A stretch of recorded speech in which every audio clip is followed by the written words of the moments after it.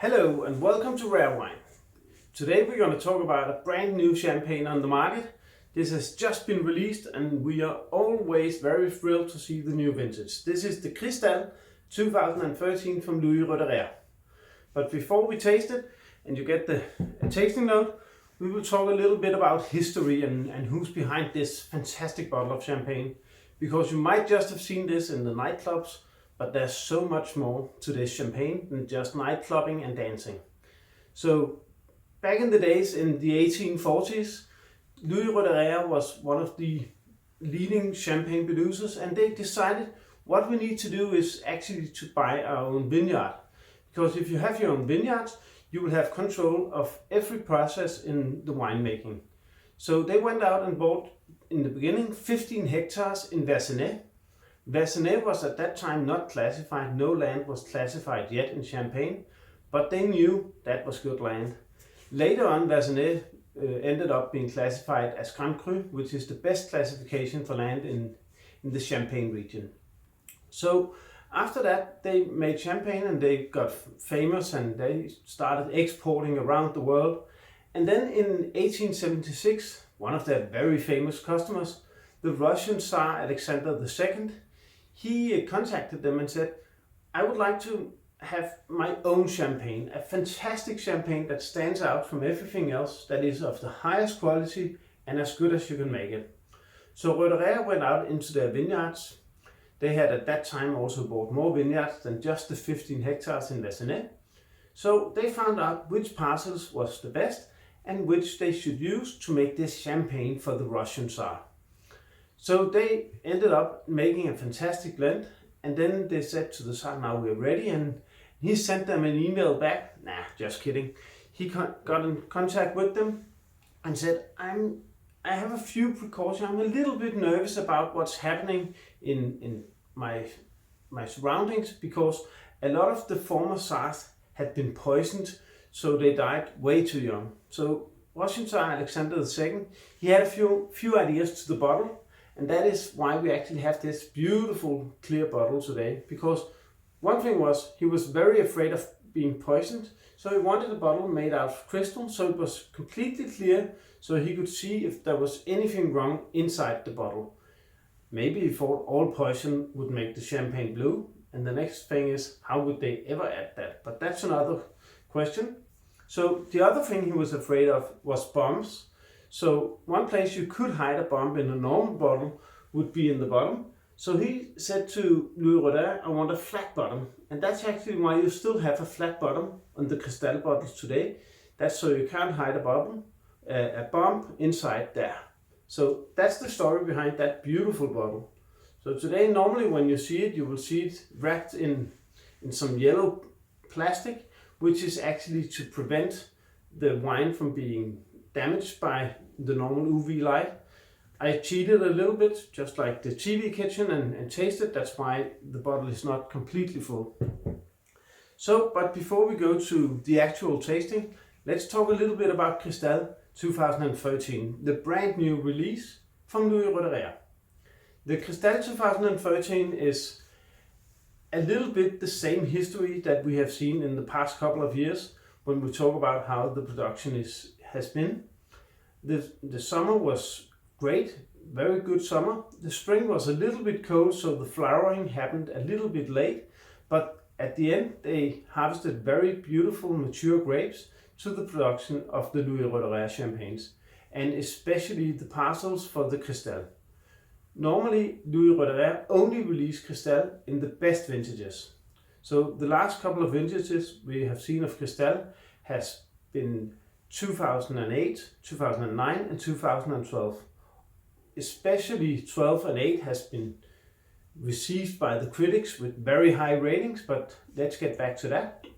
So the Cristal 2013 has been matured or vinified actually on oak, and not all of it, but around 1/3 of the wine has been on oak, which is typical for the last couple of vintages, but if we go more than 10 years back, it was a little bit less. And this extra oak vinification adds some smokiness to the wine, but also through micro-oxidation, it add some nuttiness, and maybe it also opens up the wine a little bit more when it's young. But one thing that's for sure is that this wine will still have a huge aging potential. So, and the wine is still made from the same grape composition as normal. So it's 60% Pinot Noir and 40% Chardonnay. And these grapes for the Cristal comes from different parcels, and Louis Roederer actually chooses from 45 different parcels. Or you could say the cellar master is actually the guy who chooses the base wine when he's doing the blend for the Cristal. So this time he has chosen from 45 different parcels, coming from all of the three major areas inside the Champagne regions. Mainly Grand Cru vineyards, a little bit of Premier Cru vineyards as well. So after the blending, the wine goes down in the deep cellars where it matures and where it gets this second fermentation in the bottle, adding the complexity and also adding the carbon dioxide to the wine, of course. So it stays in the cellar for 7 years before it's disgorged and giving its final cork, and where you decide what the dosage should be to get the right balance between the sweetness and the acidity. And as this acidity level of this champagne is very high, it's added to 8 grams of dosage. But when you taste it, I can promise you it's not a problem. It's just gives the perfect balance in the wine. So, but let's taste it. I've decided, I think for me, the best glass for a champagne like this, especially when it's young, is to open it up and put it into a big bowl, because this is a champagne that's made of the same grapes that you use in Burgundy. So it's the 60% Pinot and the 40% Chardonnay. So when you have it in this glass, it opens up. It might lose a little bit of the bubbles, but fortunately I've been cheating, so I also have it in a white wine glass, so you can see those small, beautiful bubbles. When you have it in the more narrow glass, the wine gets a little bit more crisp, more mineral driven, a little bit more citrus, where you get more of the mature fruit aromas in the big glass. When you taste this,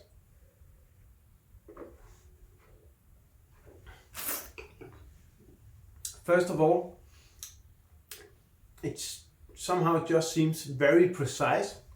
It just knows exactly where it's going. The fruit lingers perfectly on the palate. And the interesting thing is actually the finish of the wine, because the wine just keeps on rolling on your palate. So you get these beautiful, fresh yellow fruits, some white flowers, some chalkiness, these yellow, perfectly mature apples, not over mature, not anything, just perfect fruit balance. The bubbles are so small, so beautiful, so they just give you this creaminess, this creamy feeling on the palate. And then you get, again, I have to mention again, this beautiful length where you just have this very clean fruit driven style. So that was the tasting note for me for a bottle of 2013 Cristal. It's a fantastic champagne, and of course, if it was not good, Louis Roederer would not have released it. And it's always difficult to talk about ratings because we only know the ratings from the older vintages, so 08, 9 and 12, and especially 08 and 12 received some well-deserved high ratings, but 2013 has not really been rated yet. So until then, we have to keep our hopes up. My guess is this might not be 100 points, but it might be close. So enjoy your bottle of Cristal, maybe buy a few cases and see how it develops, because it's a wine with a huge potential for aging. Have a nice day.